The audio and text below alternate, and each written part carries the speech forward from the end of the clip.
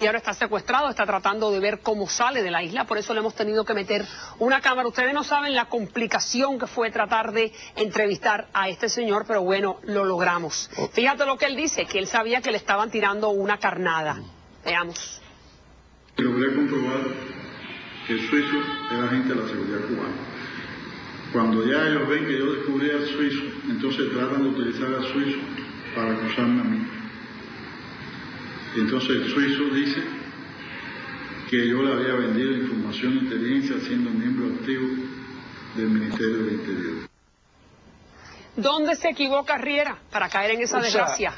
Tomó decisiones que sin duda era desde sus posiciones estaban claras, pero jugó contra el régimen cubano creyendo que el régimen cubano podía hacer cambios desde adentro, podía hacer renovación desde adentro, y está demostrada que no hay cambio, no hay renovación con el gobierno cubano y no cree. ¿Por qué el gobierno mexicano lo entrega? Normalmente es el contubernio que siempre ha existido en la política entre las relaciones de México y Cuba.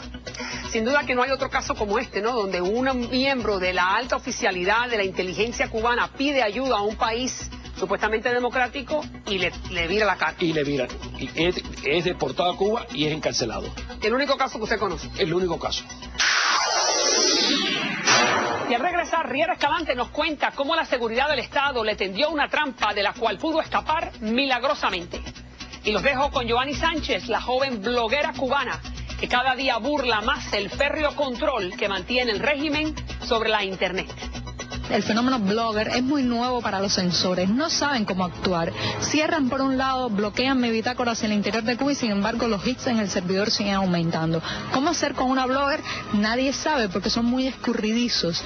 Y de veras me siento muy feliz de haber encontrado una grieta en el muro y saber que es una grieta que será muy difícil de cerrar.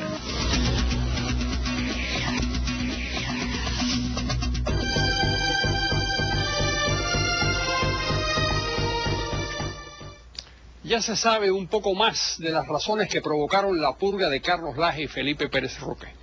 El tema de fondo es que Raúl Castro deseaba sacar del juego a unas personas que su hermano Fidel había colocado en la línea de sucesión cuando el plan era dividir el poder entre quienes administrarían el Estado y quienes mantendrían el control militar y político. Hasta que Fidel se enfermó en el verano del 2006, Pérez Roque y Laje heredarían el aparato administrativo y Raúl el militar y policíaco. A partir de esa fecha, por la manera súbita en que se produjo, Raúl heredó todo el poder y le sobraban Pérez Roque y Laje. La manera de sacarlos del gobierno fue la misma que se usó para liquidar al general Arnaldo Ochoa y al coronel Tony LaGuardia hace 10 años. La seguridad les grabó una conversación en la que criticaban a Machado Ventura y a otros miembros del buró político. Los grabaron en la casa del médico Raúl Castellanos, primo de Laje, y luego los enfrentaron a sus supuestas deslealtades. Fundamentalmente, les imputaban hacer y proponer planes a los visitantes extranjeros que se distanciaban de la línea oficial. Por eso Fidel los llamó indignos y Raúl, feliz, los sacó del juego. Parece que eso fue lo que realmente sucedió. Gracias, Carlos Alberto, siempre tan bien informado. Y ahora continuamos con las declaraciones exclusivas de Pedro Riera Escalante, el oficial estrella del espionaje castrista, quien también cayó en desgracia por pensar y hablar más de lo debido. Sin duda que es uno de los hombres más importantes que tenía el régimen para poder infiltrar a la CIA, específicamente en México. Riera Escalante cayó en desgracia y los mexicanos lo devolvieron al régimen cubano. La importancia de este hombre y las operaciones que hizo las entiende muy bien este caballero que tengo conmigo, el señor Delfín Fernández, que conocía a Riera y que bueno, que conoce muy bien cómo opera ese mundo. Gusto en tenerte nuevamente, Delfín. Cuéntame, este señor está diciendo de que él le metieron un anzuelo, una trampa con un suizo que era amigo de los hijos de Fidel Castro. Con eso nos quedamos ayer. Un suizo. Bueno, puede ser un suizo, pueden ser españoles, pueden ser italianos, pueden ser de muchas nacionalidades. ¿Y qué pretendía la seguridad con eso? Bueno, realmente a la mayoría de los oficiales, porque Riera era un alto oficial de la inteligencia cubana. Riera no era un agente, lo hemos explicado aquí cuál es la diferencia. Riera pertenecía al Ministerio del Interior, pertenecía a una dirección de la Dirección de Inteligencia y era un alto oficial que había incluso dirigido operaciones para penetrar a la CIA. O sea, con éxito. Con éxito, además. Eso en Cuba está bien visto. Para Fidel, para la dirección del Ministerio Interior, para el alto mando, debería de haber sido un héroe. A lo mejor en su momento lo fue. Y era un gran enemigo de los servicios de inteligencia de los Estados Unidos y de otros lugares, porque si tú estás trabajando en México como agente de la inteligencia en la embajada cubana, o como estuviera él, no sé qué cobertura exactamente tenía él ahí. Sí, cónsul. Bueno, imagínate tú, era lo máximo, sí, es que por lo general los cónsules todos vienen de línea A. O si no, pasan por el IRRI, los preparan y vienen con orientaciones directas de línea A. ¿Qué pasa?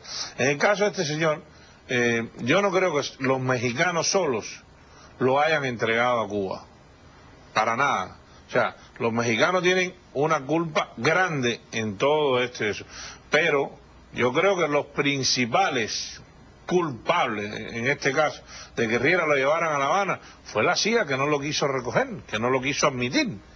Porque si la CIA quiere, la CIA lo coge y lo desaparece y lo pone aquí, hace lo que ha hecho con otras personas. Claro, y es importante que tú destaques esto, que él le va a pedir ayuda a la embajada americana en México, a pedirle que por favor lo dejen entrar, que él está tratando de escaparse de las garras del régimen y no le creen. Fíjate lo que le pasa. Adelante.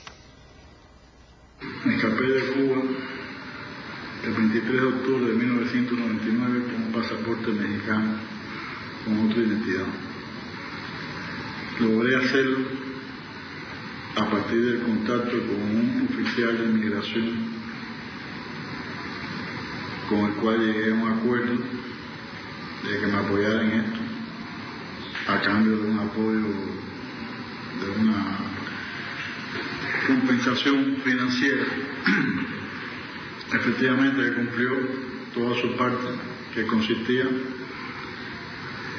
básicamente en introducir el nombre de ese mexicano como que había entrado al país. Ok. Entonces, es un sistema muy fácil, o sea, para Cuba es muy fácil. Con dinero tú puedes obtener eso que él está diciendo fácilmente. No nos está diciendo nada que sea imposible.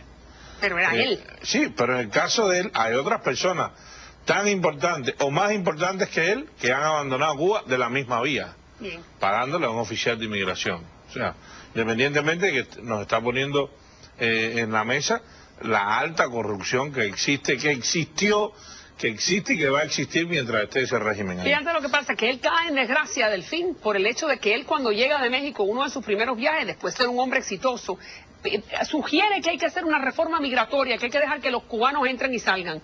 Pero él está... No, o sea, tocarle eso... Fumado. Tocarle eso a Fidel ya era inmediatamente, le pusieron una señal. Este señor no se da cuenta... Bueno, a lo mejor no se equivocó, a lo mejor, vaya usted, porque yo no he visto la entrevista entera, ni sé realmente hasta dónde pudo haber llegado la penetración que hizo Riera a la CIA. A lo mejor tenía instrucciones de alguien, de algún otro oficial o algo, de otro servicio, para que llegara e hiciera eso. Eso lo iremos viendo al paso del tiempo, porque es muy interesante que este señor nos diga o que desvele todo lo que pasó, ¿no? Él es que está muerto en vida, como dice el título. Absolutamente. Él está tratando La de única ver... manera que tiene Riera para salir de Cuba es escapándose, porque no creo que ya lo pueda hacer ni legalmente ya, ni por el aeropuerto. Eso nunca va a ocurrir. Y esta entrevista, yo cuando hablé con él le dije, Riera, esta entrevista le puede costar prisión, pero es tanta su desesperación por tratar de salir de la isla, de denunciarle al mundo lo que le pasó. Ahora, ¿por qué la CIA lo deja colgando? ¿Por qué la embajada americana no le cree? Bueno, yo no creo realmente que no le haya creído. Yo, en mi opinión, lo que creo es que una persona que ha trabajado contra la CIA, que ha tenido operaciones exitosas contra la CIA, que ha logrado una penetración a la CIA, que en cierta medida pues los pone en ridículo, los pone en entredicho o les echa por el suelo el trabajo de muchos oficiales, no creo que sea la persona idónea para ir a pedir ayuda ahí en ese momento.